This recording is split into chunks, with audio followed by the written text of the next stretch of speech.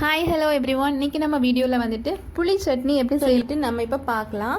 இதற்காக நான் வந்துட்டு 1/4 கப் அளவுக்கு சர்க்கரை எடுத்திருக்கேன். அப்புறமா அதே அளவுக்கு புளியும் எடுத்திருக்கேன். இது வந்துட்டு ஹார்டான புளி நீங்கள் எடுத்துக்கிறீங்கன்னா ஒரு 2 மணி நேரத்துக்கு முன்னாடி ஊற வச்சு எடுத்துக்கோங்க.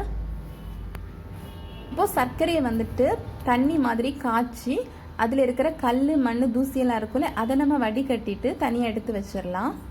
இப்போ உங்ககிட்ட ஒரு நல்ல சர்க்கரை வச்சுருக்கீங்கன்னா நம்ம டைரெக்டாகவே பண்ணும்போதே சேர்த்துடலாம். அப்புறம் புளியும் அதே மாதிரி தான் நல்லா கரைச்சி அதையும் வடிகட்டி தனியாக எடுத்து வச்சுக்கோங்க. இப்போ நம்ம ஸ்டவ்வை பற்ற வச்சு ஒரு கடை வச்சுக்கலாம். அது சூடான உடனே அதில் வந்துட்டு நம்ம கரைச்சி வச்சுருக்கிற சர்க்கரை தண்ணி இருக்கு இல்லையா, அதை நம்ம அதில் சேர்த்துடலாம். நீங்கள் இப்போ ஃப்ரெஷ்ஷாக நல்ல சர்க்கரை சேர்க்குறீங்கன்னா இந்த டைமில் போட்டு நீங்கள் அது கரைகிறதுக்கு எவ்வளோ தண்ணி வேணுமோ அந்த அளவுக்கு தண்ணி நீங்கள் சேர்த்துக்கலாம். இப்போ நான் அதில் வந்து கரைச்சி வச்சுருக்கிற புளியும் நான் சேர்த்துக்கிறேன். இப்போ இது நல்லா கொதிக்கட்டும். இதில் வந்து பார்த்திங்கன்னா நிறைய பேர் இப்போ நான் கொஞ்சம் உப்பு சேர்த்துக்கிறேன். இதில் வந்து பார்த்திங்கன்னா நம்ம காயம் சேர்த்துக்கலாம்.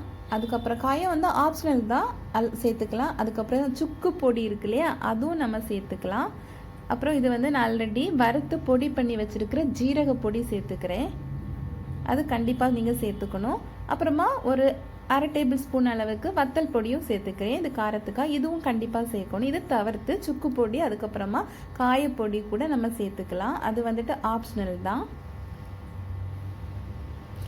நீங்கள் இந்த சர்க்கரைக்கு பதிலாக சுகர், ஒயிட் சுகர் இருக்கு இல்லையா, அது கூட நீங்கள் யூஸ் பண்ணிக்கலாம்.